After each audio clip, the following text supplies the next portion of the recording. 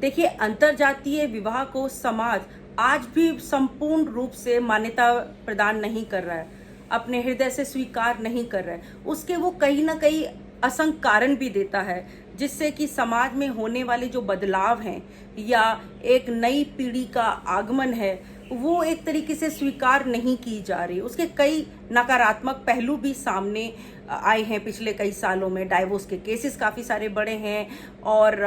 विवाह के प्रति जो उदासीनता है वो युवाओं में काफ़ी बढ़ी है। तो इसे देखा जा सकता है और परिवार उसको सहर्ष स्वीकार नहीं कर रहे हैं। अंतर्जातीय जो विवाह है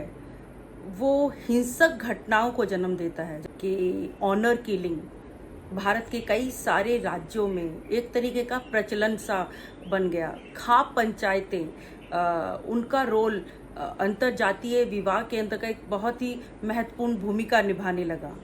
संवैधानिक तौर पर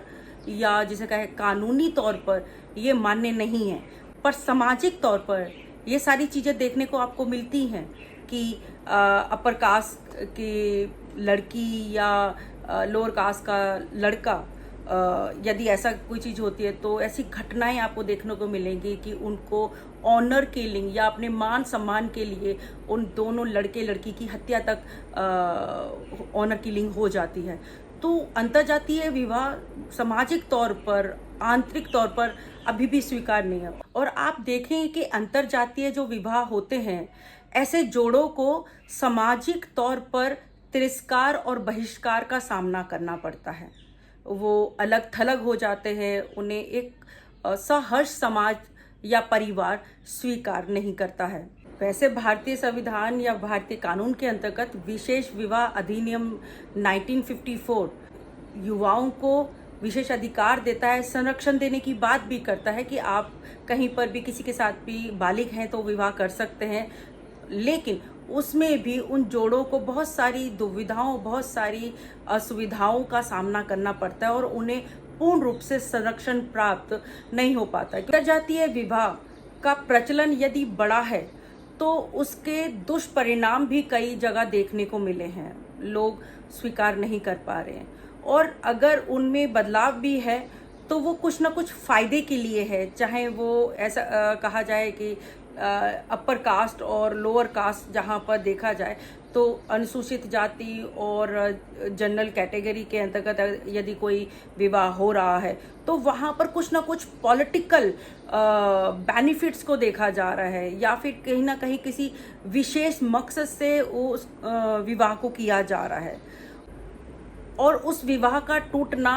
लाजमी है। और ऐसे हजारों केस आज भारत की अदालतों में डाइवोर्स के लिए पड़े हुए हैं कि अंतर्जातीय विवाह था और उसके कारण दोनों परिवारों में नहीं बनी, उसके लिए वो विच्छेद कर रहे हैं, डाइवोर्स ले रहे हैं। तो ऐसी जो स्थिति आ रही है वो एक्सेप्टेबल नहीं है समाज में। चाहे हम भले ही प्रोग्रेसिव माइंड के हों, कहें कि अब भारत में इक्वालिटी है, हम डिस्क्रिमिनेशन नहीं देखते हैं, पर आप देख पाएंगे आज भी भारत के अंदर जातीय व्यवस्था की जड़ें अत्यंत गहरी हैं और उन जड़ों को उखाड़ फेंकना एक स्वप्न के समान है। और ये तब फेंका जा सकता है जब हम सेल्फ इंटरेस्ट से बाहर आकर युवा अपनी एक इक्वल और लिबरल सोच को लेकर आगे बढ़ेंगे, तो शायद वो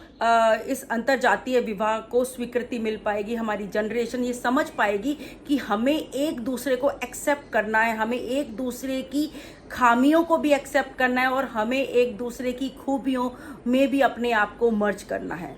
आज युवाओं के अंदर निरंतर जो डाइवोर्स केसेस और विवाह के प्रति अरुचि जो उत्पन्न हुई है, उसका भी एक बहुत बड़ा कारण ये भी है युवा शादी जैसे संबंध को एक बंधन के रूप में देखते हैं। यदि जब शादी जैसे संबंध को वो बंधन न मानकर को मानेंगे, एक सामंजस्य को मानेंगे, एक दूसरे को स्वीकार करेंगे, एक दूसरे को एक्सेप्टेंस देंगे, उनकी खामियों को भी स्वीकार करेंगे, उनकी खूबियों को भी स्वीकार करेंगे और अपनी दिल की बात अपने माता पिता के सामने रखेंगे, तो शायद हो सकता है कि वो नकारात्मकता हमारे समाज में निरंतर जो बढ़ रही है उसमें सुधार आ पाएगा। इसके लिए बहुत ज़्यादा ज़रूरी है हर स्तर पर काम करने की, चाहे वो सरकार के तौर पर हो या फिर राजनीतिक दलों के तौर पर हो या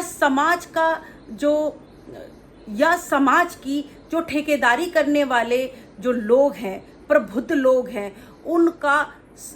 उस विवाह के प्रति सौम्य व्यवहार के तौर पर हो। यदि ऐसा आता है तो संभवतः अंतरजातीय विवाह सफल हो सकते हैं। एकाध उदाहरण को छोड़कर अंतरजातीय विवाह को समाज स्वीकार नहीं करता और कहीं ना कहीं वो विपरीत मानसिकता में पले बड़े लोग, विपरीत माहौल में पले बड़े दो युवा जब एक जगह जुड़ते हैं तो प्यार से शुरू हुई बात टकरार में तब्दील हो जाती है और फिर एक दूसरे के परिवार पर जो आक्षोभ लगते हैं, जो दोषारोपण लगता है, उसके कारण वो एक दूसरे के साथ नहीं रह पाता है। अंतरजातीय विवाह होना ज़रूरी है, लेकिन उससे पहले समाज के भीतर से अंतरजातीय या जातीय व्यवस्था का समाप्त होना और एक दूसरे के अस्तित्व को स्वीकार करने की भावना जब तक नहीं आएगी तो संभवतः हम नहीं कह सकते हैं कि अंतरजातीय विवाह सफल हो सकते हैं।